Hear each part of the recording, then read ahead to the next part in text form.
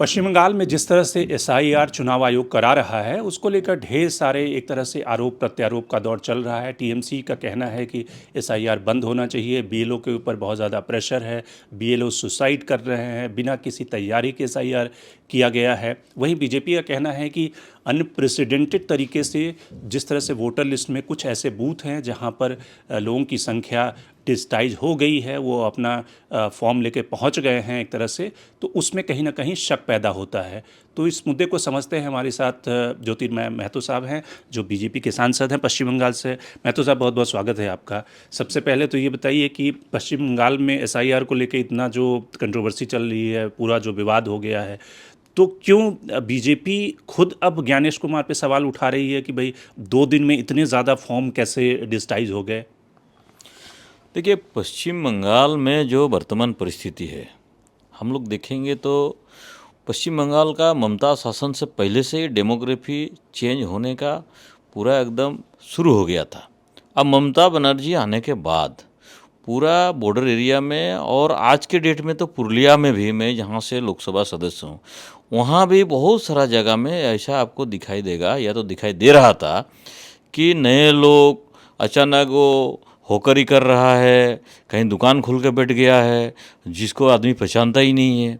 और एसआईआर शुरू हो गया तो कुछ लोग भाग भी गया, बंद भी हो गया। तो इसका मतलब है कि स्टेट गवर्नमेंट का जो पॉलिसी था, जो तृणमूल कांग्रेस का विशेष रूप से पॉलिसी था कि भाई बांग्लादेशी इन्फिल्ट्रेटर्स रोहिंग्या को बैठाओ, अपना वोट बैंक बनाओ। अब एसआईआर जब शुरू हो गया तो कुछ लोग तो डर के मारे भाग रहे हैं, जिनको डर लग रहा है कि आगे चल के उनकी कानूनी कार्रवाई होगा। अभी जो है, अभी नया पॉलिसी तृणमूल कांग्रेस आईपैक जो है उसके द्वारा शुरू किया। अभी क्या है कि 2002 से अभी 2025 तक ऐसा 2000 बूथ मिला है लगभग।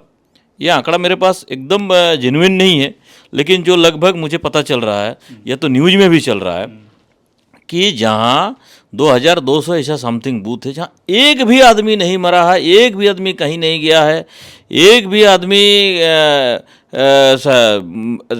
दूसरा कहीं नौकरी के लिए भी नहीं गया, कहीं चेंज भी नहीं किया है। मैं जिस कॉन्स्टिट्यूंसी से हूँ, जहाँ से मैं सदस्य हूँ, वहाँ अभी मुझे बातचीत हुआ अभी है लगभग 222 बूथ ऐसा है जो 100% फॉर्म फिलअप किया गया है। इसका मतलब क्या है कि जिन लोग आरोप प्रत्यारोप कर रहे हैं, ऐसे कुछ टीएमसी से जो मिले हुए हैं कुछ बीएलओ या तो इस लेवल का जो वीडियो विशेष रूप से ये सब करवा रहे हैं। आप इसी का नतीजा होगा कि आगे चल के कुछ जगह फिर से वही इन्फिल्ट्रेटर्स हो या तो रोहिंग्या को अपना वोट बैंक के स्वार्थ में वोटर बनाया जाएगा। लेकिन मुझे लगता है कि जिस हिसाब से इलेक्शन कमिश्नर कर रहा है, ये बहुत अच्छे तरीके से कर रहा है, लेकिन नीचे स्टेट गवर्नमेंट का सहयोग नहीं होने के चलते बहुत सारा जगह में इन्फिल्ट्रेटर्स रह जाएगा। लेकिन ये सारे जो बीडीओ या बीएलओ हैं वो तो चुनाव आयोग के अधीन काम कर रहे हैं, तो वो फिर कैसे उस इलेक्टोरल में धांधली कर रहे हैं या डिजिटाइज कर रहे हैं? हाँ, ये एक बहुत बड़ा विषय है। जैसे सबको लगता है, और ये स्वाभाविक है कि मैं तो स्टेट गवर्नमेंट का एम्प्लॉई हूँ, ये तो इलेक्शन कमिश्नर 1 महीना रहेगा, इसके बाद क्या है कि मुझे उसके साथ ही काम करना है। और उन लोग तृणमूल के कैडर लोग ये चमका रहे हैं, धमका रहे हैं, बोल रहा है कि आप हमारे तरीके से काम नहीं करोगे, हम जैसे बोल रहे हैं कैडर के हिसाब से काम नहीं करोगे, तो अगला आपका जो ये इलेक्शन कमिश्नर का जब काम खत्म हो जाएगा तो फिर आपको हम अपना हिसाब से देख लेंगे। इसी डर से या तो कई लोग हैं कि सरकारी नौकरी में है लेकिन राजनीति के साथ जुड़ा हुआ है, मिला हुआ है, तो उन लोग क्या कर रहा है, उन लोग जहाँ ऐसा परिस्थिति है तो वहाँ क्या है कि तृणमूल को सहयोग के लिए ये मृत वोटर, ये तो जो बाहर से आया हुआ था, उन लोग को वोटर लिस्ट में नाम जोड़ रहा है। जैसे मैं अपने ही कॉन्स्टिट्यूंसी का मैं बात बताया कि वहाँ लगभग आपको अभी जो आंकड़ा आ रहा है 220-22 ऐसा वही है बूथ है जहाँ 100% कैसे दे दिया, एक भी आदमी का कुछ भी नहीं हुआ, कहीं नहीं गया, एकदम 100% ऐसा कैसे हो सकता है? और उसका होने से उनको तथ्य देना पड़ेगा। क्या है कि अगला चुनाव में ये तृणमूल कांग्रेस का, माननीय मुख्यमंत्री ममता बनर्जी का, उनका राजनीतिक दल का पूरा विसर्जन हो जाएगा। और इसी डर से इन लोग चुनाव में या अगले चुनाव में, ये 2026 में, वाले में। तो इसमें क्या है कि इन लोग इतना परेशान है, इस परेशानी के चलते कुछ भी करने के लिए तैयार है। उसके लिए आपका लोकतंत्र का अगर गला दबाना पड़े, लोकतंत्र को ख़त्म करना पड़े, तो इन लोग तैयार है।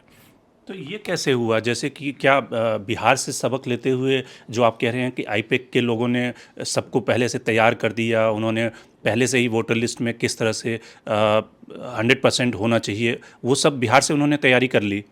देखिए, बिहार में जब हुआ तो उसमें इन लोग को पता चला कि कैसे कैसे क्या करना है। कल हमारे ओपोजिशन लीडर और टीम गया था इसके सामने, इलेक्शन कमिश्नर स्टेट के, और उनको बताया भी कि आईपैक के लोगों को ये तृणमूल कांग्रेस वहाँ घुसाने का प्रयास कर रही है, ये तो कर चुकी है कुछ जगहों में, और उनके द्वारा ये सब जो काम है इसको किया जा रहा है। तो मैं चाहता हूँ कि इलेक्शन कमिश्नर दिल्ली में जो चीफ इलेक्शन कमिश्नर है वो देख रहे हैं विषय। हम लोग भी गए थे, हमारे प्रतिनिधि माननीय प्रदेश अध्यक्ष सौमिक भट्टाचार्य जी, उनके साथ 2-3 और सांसद था, प्रतिनिधि जाके ये सब बताया है। मुझे लगता है कि एकदम अगर फ्रेश होता है तो लगभग करोड़ों जो फॉल्स वोटर है, बोगस वोटर है, इन्फिल्ट्रेटर्स है, रोहिंगा है, सब ये कट जाएगा नाम। और फ्रेश अगर लिस्ट बनता है तो अगला चुनाव भाजपा निश्चित रूप से जीतेगी।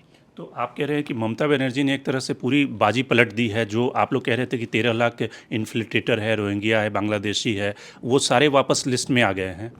13 लाख नहीं बोले, हम लोग बोले हैं कम से कम 1.5 करोड़ है टोटल।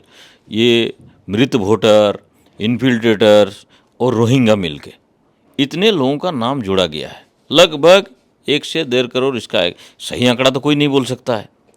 अभी तो ये शहर चल रहा है, इसी में पता चलेगा। आप देख रहे हैं बॉर्डर एरिया में डेली कुछ ना कुछ भाग रहे हैं, 10,000 15,000 डेली।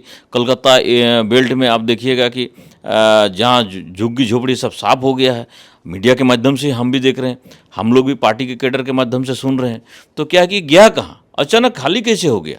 अरे ये कौन था, सबसे बड़ा प्रश्न। अरे इतना दिन कैसे रहा? पुलिस को क्या कोई जानकारी नहीं था? लोकल जो एडमिनिस्ट्रेशन है कोई जानकारी नहीं था, पूरा जानकारी था। पुलिस और लोकल एडमिनिस्ट्रेशन के ही देखरेख में इन लोग रहता था। इन लोग का काम था कि तृणमूल को वोट करो और आज़ादी से रहो, सब बांग्लादेशी था।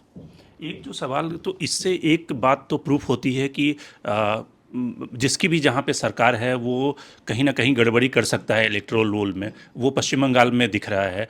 तो विपक्षी जो दल हैं उनकी यही तो डिमांड है कि भाई एसआईआर का जो पूरा प्रोसेस है उसमें जिस स्टेट में सरकार होगी वो इलेक्टोरल रोल में धांधली कर सकता है। नहीं, इलेक्ट्रोल का विषय अलग हो गया। और एसआईआर तो ये तो आप जबरदस्ती कोई बीएलओ अगर कोई मृत वोटर को नाम चढ़ा देता है या तो कोई बांग्लादेशी इन्फिल्ट्रेटर का नाम वहाँ लिस्टेड कर देता है तो ये तो गलत बात है।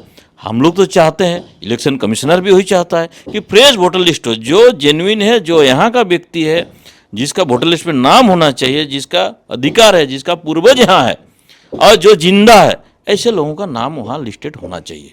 और यही इलेक्शन कमिश्नर का भी इच्छा है। लेकिन नीचे जो सहयोग करने के लिए उन लोग सहयोग उस लेवल में कर नहीं रहे। और इसके चलते कुछ, मैं तो आज अभी बताया, अभी मुझे आंकड़ा मिला, लगभग 2000 बूथ ऐसे में 100%। कैसे हो सकता है? आज 23 साल में एक भी किसी का कुछ भी नहीं हुआ ऐसे बूथों में, ऐसा कैसे हो सकता है? लेकिन बिहार में यही तो लोग कह रहे थे कि बिहार में जिन लोगों का वोटर लिस्ट से नाम गायब हो गया, कट गया, उसमें बहुत सारे लोग, वहाँ पे बीएलओ सरकार का दबाव था कि ये किसी पॉलिटिकल पार्टी के कार्यकर्ता हैं, इनको हटाओ। नहीं, बहुत लोगों का नाम नहीं कटा था। वो समय दिए थे, समय के बाद बोला गया इलेक्शन कमिश्नर की तरफ से कि आप किसी का भी अगर नाम कटा गया है तो आपको आवेदन करने का पूर्ण रूप से अधिकार है और आप दिखाओ। ये वहाँ के जो अपोजिशन लीडर शायद बनने वाले हैं या तो बन गए होंगे, तेजस्वी यादव साहब, उनका क्या था? उनका कहना था मेरा नाम कट दिया। भाई उसका जब दिखा दिया तो फिर दूध का दूध पानी का पानी हो गया। तो एक भी नाम दिखाया नहीं, ये लोग दिखा नहीं पाया बिहार में कि भाई ये व्यक्ति, इसका वोटर लिस्ट में नाम होना चाहिए, ये यहाँ का लोकल स्थानीय बासिंदा है और ये इसका नाम काट दिया है। एक भी नाम ऐसा आया नहीं। उसके लिए भी तो मौका दिया है कि आप उसके बाद किसी का अगर छूट जाता है तो आप आवेदन करो। लेकिन ऐसा बिहार में हुआ नहीं। और यहाँ भी है, अब किसी का नाम अगर किसी गलती के, कोई भी थोड़ा सा भी गलती में, कोई भी गलती में अगर कट जाता है तो अब उसको जोड़ने का उसको मौका दे रहा है। तो यहाँ तो इसमें तो कोई दिक्कत भी नहीं है। आप आराम से करो उसमें। एक सवाल कि जो पिछली बार 2021 का विधानसभा चुनाव हुआ था उसमें ममता बनर्जी को कामयाबी इस पे मिल गई कि आप लोगों ने जो बंगाली अस्मिता का जो मुद्दा जिस तरह से उठाया, अब इस चुनाव में आप लोग वंदे मातरम के 150 साल होने को संसद में भी इस पे चर्चा होगी।